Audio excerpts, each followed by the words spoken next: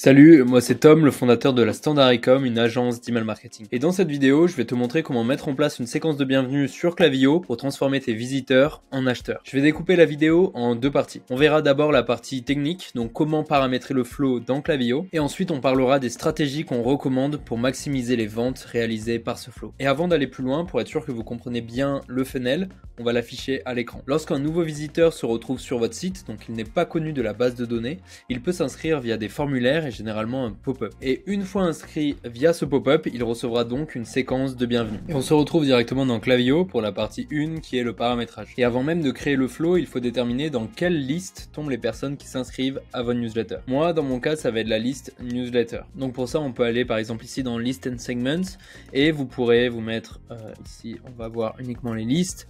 Et généralement, en fait, ça va être celle qui contient le plus de personnes. Moi, dans mon cas, comme vous pouvez le voir ici, ça correspond à la liste nommée newsletter. Donc derrière, je vais pouvoir créer mon flow. Pour ça, je vous invite à cliquer ici sur flow et ensuite créer un flow. On va ensuite le créer from scratch. On va lui donner un nom, par exemple ici SE Welcome Flow, on va le créer. Et donc le déclencheur, en fait, ce sera la liste qu'on est allé chercher juste avant. Donc là, je vais cliquer sur liste et sélectionner newsletter et valider. On se retrouve donc dans l'éditeur du flow où là, on peut ajouter des composants comme par exemple ici un délai avant l'envoi d'un premier email. On va peut-être envoyer le premier email directement. On ajoute ensuite un délai par exemple d'un jour. Après, on va remettre un email derrière. Donc voilà, je pense que vous êtes familier avec cette partie-là de Klaviyo. Et voici un flow qui est configuré plus ou moins comme j'aimerais qu'il le soit. On a au total 4 emails avec le premier ici, le second là, 3 et 4, avec un délai de 2 jours entre chaque. Et maintenant, on va voir ensemble les filtres. Pour rappel, les filtres permettent d'affiner et de cibler un certain groupe d'individus. En bref, ça nous permet de restreindre le déclenchement du flow à certaines personnes. Et je vous l'ai dit au début, cette séquence sert à transformer vos visiteurs en acheteurs. Il faut donc retirer les personnes qui passent commande après être entrées dans le flow. Puisque voilà, si la personne achète suite à notre premier email, on ne veut pas forcément qu'elle reçoive le second, le troisième et le quatrième. Pour ça, je vous invite donc à cliquer ici, à cliquer ensuite sur Flow Filter et on va ajouter un filtre. Il faut sélectionner What Someone Has Done, choisir Placed Order en fonction de votre CMS. Ici, on a WooCommerce, Shopify, ça dépend. 0 times since starting this flow et c'est terminé. Deuxième chose, il faut savoir qu'une personne peut s'inscrire à votre newsletter en passant par votre pop-up, c'est ce qu'on veut ici, mais une personne peut aussi s'inscrire à la newsletter en cochant la case du checkout « J'accepte le marketing ». Et c'est important de faire en sorte que ces personnes ne reçoivent pas la séquence du welcome flow, parce que sinon ça ferait trop de pression commerciale et une personne qui vient d'acheter en cochant la case du checkout « J'accepte le marketing », on veut pas lui envoyer un welcome flow, c'est pas le but. Pour éviter donc ce cas de figure, il faut ajouter ici on met un end, je suis allé un peu vite. Ensuite, what someone has done, placed order, 0 times, et on peut mettre in the last one day, par exemple. Également, si vous avez un flow de panier abandonné en parallèle qui tourne, ce que je vous conseillerais de faire, c'est ici, what someone has done, started checkout, 0 times, starting this flow. Donc ça va retirer les personnes du flow si elles commencent un checkout entre temps. Et on fait ça parce que derrière, elle va recevoir justement la séquence de panier abandonné. Et si la vôtre est bien ficelée, normalement pas besoin de continuer la séquence de bienvenue. On a terminé le paramétrage, maintenant on peut passer à la stratégie. Je vous l'ai dit en début de vidéo, l'objectif de cette séquence de bienvenue, c'est de convertir les visiteurs en acheteurs. Et étant donné que c'est des nouveaux visiteurs, généralement ce qui va les empêcher de passer commande, c'est le manque de confiance en votre marque ou en votre produit. Il y a donc une part d'éducation et de réassurance qui est nécessaire. Et voici la structure type d'une séquence de bienvenue qui a déjà fait ses preuves pour certains de nos clients.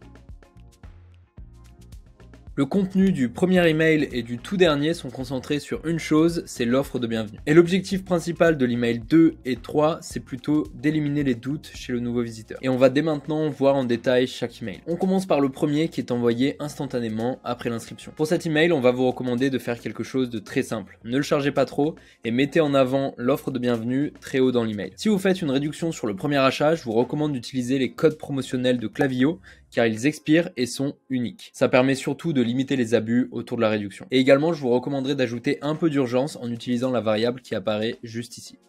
Cette variable vous permettra dynamiquement d'afficher la date J+7 et vous pourrez donc ajouter une phrase du type « Votre code est valable jusqu'au » 23 mai 2023. Et on peut passer dès maintenant à l'email 2. L'objectif de celui-ci, c'est de mettre en avant ce qui vous différencie par rapport aux autres marques. C'est sûrement le bon moment pour ajouter une petite couche de storytelling, parler de vos engagements, de pourquoi vous avez créé la marque, etc., etc. Et je vous conseille également d'en profiter pour faire un rappel sur l'offre de bienvenue. Vous pouvez faire par exemple un petit bandeau tout en haut de l'email ou rajouter du wording directement. Pour rappel, cet email ne sera pas envoyé aux personnes si elles ont déjà utilisé l'offre de bienvenue. Donc, d'où le rappel. Le troisième email serait cette fois-ci plus axé produit. On peut par exemple mettre en avant les best-sellers de la marque. Ou pourquoi pas aussi les collections. L'idée c'est d'aider le visiteur dans sa recherche en fait de produits. Et encore une fois, profitez-en pour faire un rappel de l'offre de bienvenue. On peut passer dès maintenant au dernier email. On va tout simplement rappeler à la personne qu'il ne lui reste que 24 heures ou plus que quelques jours pour profiter de son offre. Et encore une fois, je vous recommande d'utiliser les codes de réduction de Klaviyo puisqu'ils expirent réellement. Donc dans cet email, on va rajouter de l'urgence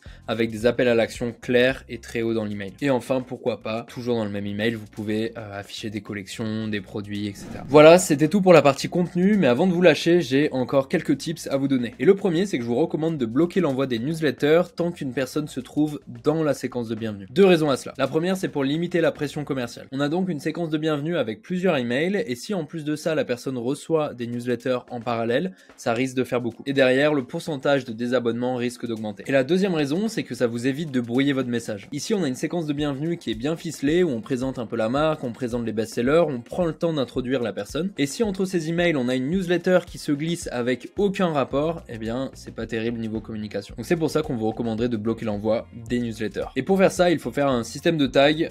C'est ce qu'on fait pour nos clients, c'est assez complexe en réalité. Donc si vous voulez que j'en parle en vidéo, n'hésitez pas à le dire en commentaire. On peut passer à mon deuxième tips. Ça dépend un peu de la taille de votre e-commerce, mais si vous dépassez le 1 million de chiffre d'affaires annuel, ça peut être intéressant pour vous. Sur Klaviyo, vous pouvez ajouter une seconde étape au pop-up d'inscription à la newsletter. Et ce que je vous recommanderais, c'est de collecter des informations sur votre visiteur lors de la deuxième étape. Par exemple, vous pouvez lui demander quelle est votre collection préférée ou quel est votre besoin. Et basé sur la réponse du visiteur, vous pouvez faire un welcome flow différent. Vous pourrez être ainsi extrêmement précis dans votre wording, mais aussi dans les best-sellers que vous allez mettre en avant. Et derrière, le taux de conversion généralement est bien plus haut. Voilà, c'est tout pour cette vidéo. Merci de l'avoir regardé. Et si tu veux plus de tips pour ton email marketing, n'hésite pas à t'abonner à la newsletter. C'est ma newsletter perso et c'est là où je détaille le plus nos stratégies email marketing. Donc je vais mettre le lien en premier com. Sur ce, je vous dis à la prochaine.